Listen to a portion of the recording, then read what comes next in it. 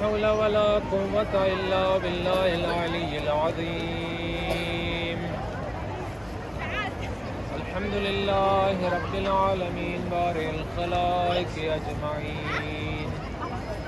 الصلاة والسلام على أشرف الأنبياء والمرسلين سيدنا ونبينا وشفيع ذنوبنا وطبيب قلوبنا ومولانا أبي القاسم محمد.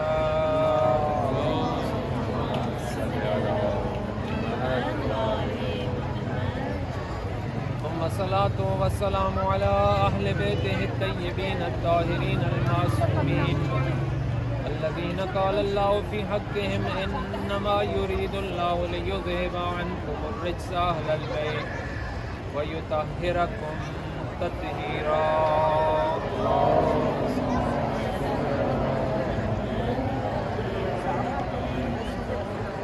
ورحمة الله على محبهم وشيعتهم ومواليهم أجمعين ولعنة الدائمة على أعدائهم ملعونين من يوم عداوتهم إلى أبد الآبدين.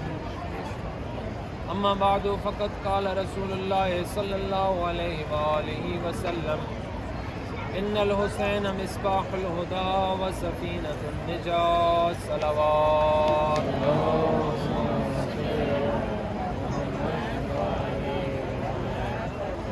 مالک کائنات ہماری اس حاضری کو اپنی بارگاہ میں شرف قبولیت عطا فرمائے اور ان ٹوٹے پھوٹے الفاظ کو اپنی بارگاہ میں منظور و مقبول فرمائے اور ان کا اس مجلس کا اس ذکر کا خالص کامل ثواب ہمارے اپنے مرحومین کو ایصال کرتے ہیں. خداوند متعال ان کی مغفرت فرمائے. اپنی دعاؤں کی قبولیت کے لیے بآواز بلند صلوات پڑھیں.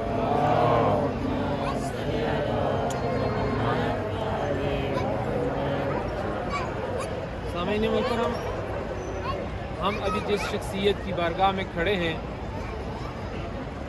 ان کا اسم گرامی ابوالفضل العباس ہے. عباس کون ہیں؟ عباس یعنی شہزادیوں کی ڈھارس کا نام عباس ہے. عباس یعنی وہ شخصیت کہ جو بچوں کی امید کا نام ہے. عباس وہ ہے کہ جب یہ مخدرات عصمت و طہارت مدینہ سے چلی تھی تو شہزادی زینب علیہ سلام اللہ علیہا تمام بیبیوں کو پکار کر کہتی تھی کہ بیبیوں میں آج آپ کو ایسے سفر پر لے کے جا رہی ہوں کہ جو بغیر کسی خطرے کے بغیر کسی پریشانی کے ہوگا. کیوں؟ اس لیے کہ اس سفر میں میرے ساتھ میرا بھائی عباس ہے. اس سفر میں میرے ساتھ میرا بھائی عباس ہے. یعنی عباس اس شخصیت کا نام ہے کہ جس کا نام سنتے ہی اہل بیت اطہار کے دلوں میں ٹھنڈک اور سکون پیدا ہو جاتا تھا. وہ عباس، ہاں مختصر کرتا ہوں، یہی وہ شہزادی تھی کہ جب مدینہ سے چلی تو یہ عالم تھا. راوی کہتا ہے کہ جب یہ قافلہ چلا تو میرے دل میں جو ہے وہ یہ خواہش ظاہر ہوئی کہ میں جاؤں دیکھوں کہ نواسہ رسول کی سواری کی کیا شان ہے. راوی کہتا ہے کہ میں ایک سائڈ پہ کھڑا دیکھ رہا تھا. کچھ جوان آئے، ایک ناکا کو لے کر آئے. ناکا کو لانے کے بعد دروازے کے اوپر بٹھایا گیا ناکے کو. ایک خاتون کے جو پردے میں جو وہ ڈھکی ہوئی تھی وہ آئیں، اس کو بٹھایا گیا. میں نے پوچھا کہ یہ کون خاتون ہے کہ جس کو بٹھایا جا رہا ہے؟ کہنے والے نے کہا کہ یہ ام البنین ہے. نہیں بلکہ یہ کہنے والے نے کہا کہ یہ جو ہے وہ حضرت حسن علیہ السلام کی جو ہے وہ ام فروہ ہے کہ جن کو بٹھایا جا رہا ہے.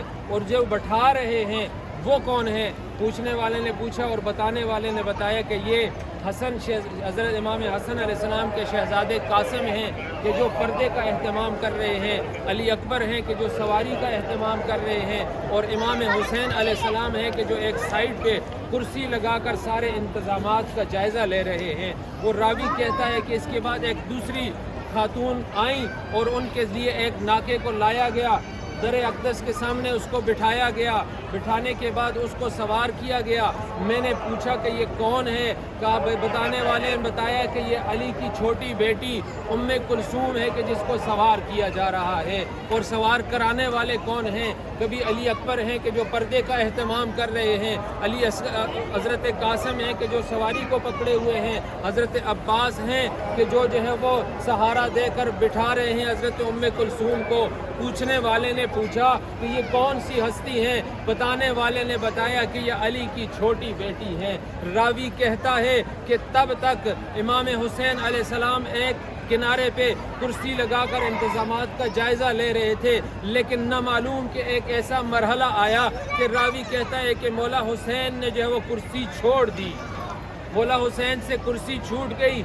एक और मुखद्दरा इस्मत व तहारत को लाया गया। जब वो सामने आई, मौला हुसैन ने कुर्सी छोड़ दी, सवारी को पकड़ा।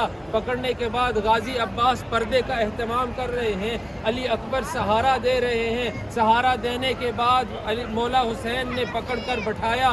मैंने पूछा कौन है ये मुखद्दरा इस्मत व तहारत? बताने वाले ने बताया कि ये अली की बड़ी बेटी ज़ैनब है।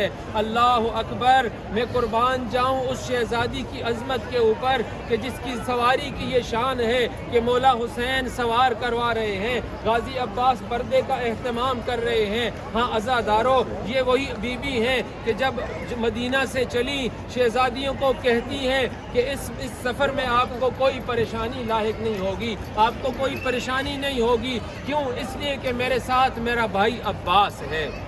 लेकिन हाँ, एक वक्त ऐसा आया कि जब शहजादियों को इकट्ठा किया, बीबी ने इकट्ठा करके एक एक को पुकार कर कहती हैं, उम्मे फरमा, उम्मे लैला, उम्मे कुलसूम, आज तक मैं तुम्हारे पर्दों की दामन थी, आज तक मैं तुम्हारे पर्दों की दामन थी। क्यों? इसलिए कि मेरा भाई अब्बास जिंदा था, लेकिन आज के बाद मैं तुम्हारे पर्दे की जमानत नहीं लेती।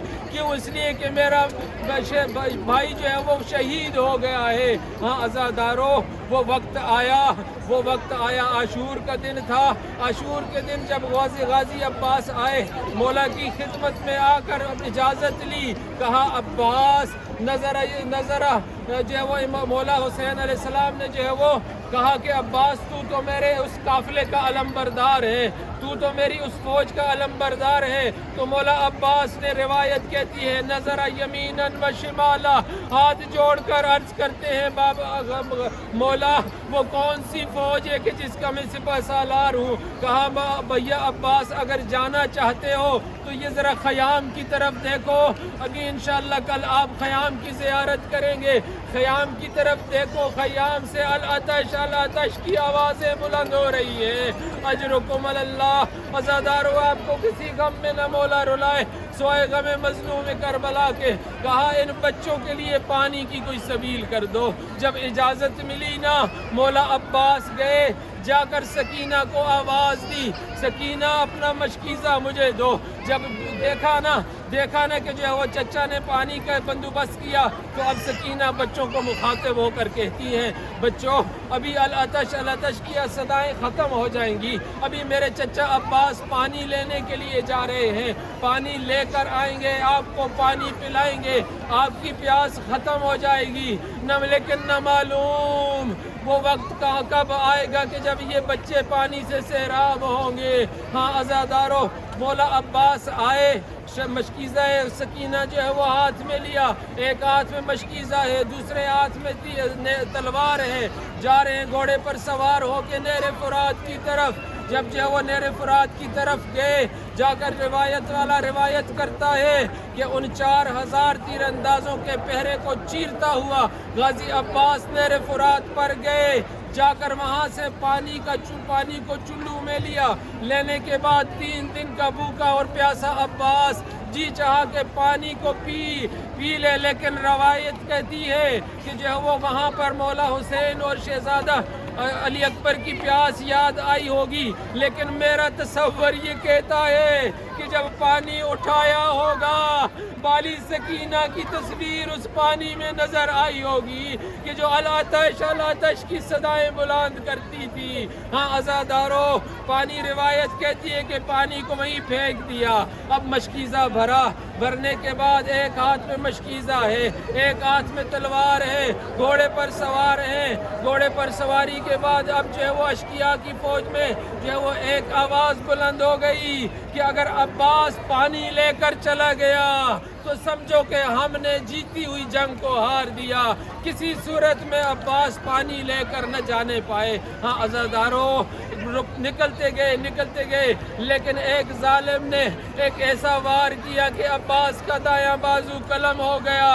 جب دیکھا بازو قلم ہو گیا ہے تو اس وقت جو ہے وہ مشکیزے کو بائیں ہاتھ میں لیا، اپنے بازو کی پرواہ نہیں کی۔ انشاءاللہ ابھی آپ زیارت کریں گی، ایک ایسا مقام ہے کہ جہاں پر ایک بازو قلم ہوا، دوسرا مقام ہے کہ جہاں پر دوسرا بازو قلم ہوا، لیکن عزادارو عباس نے بازوؤں کی پرواہ نہیں کی۔ مشکیزے کو دانتوں میں پکڑنے کے بعد ابھی بھگا رہے ہیں سواری کو اس خیام کی طرف، لیکن عزادارو ایک ظالم نے ایسا تیر مارا کہ جو عباس کے مشکیزے میں لگ گیا۔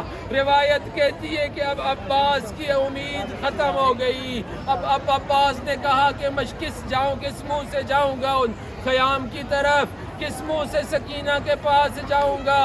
روایت کہتی ہے کہ عباس نے اپنے آپ کو گھوڑے کی گردن کے اوپر گرا دیا، ایک ظالم نے ایسا گرز مارا کہ عباس اب گھوڑے کی زین پر سنبھل نہ سکے۔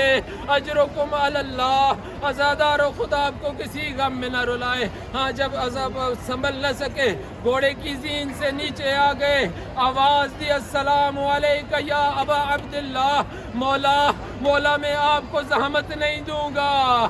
ابھی آپ نے علی اکبر کے لاشے کو اٹھایا، ابھی آپ نے قاسم کے لاشے کو اٹھایا، ابھی آپ نے زہیر اور ابھی ابن مظاہر کے جنازے پر گئے، میں آپ کو زحمت نہیں دیتا، لیکن مجھ غریب اور غلام کا آخری سلام قبول کیجئے۔ جب جو وہ سلام کی آواز آئی، مولا حسین بھیا کی جنازے پر آئے، جب آئے نا تو اتنے ناز اور نخرے والے بھائی کو دیکھ کے اس کے جنازے کو دیکھ کر کہتے ہیں بھیا عباس، تیرے جانے کے بعد مجھے حسین ابن علی کی کمر ٹوٹ گئی۔ اللہ اللہ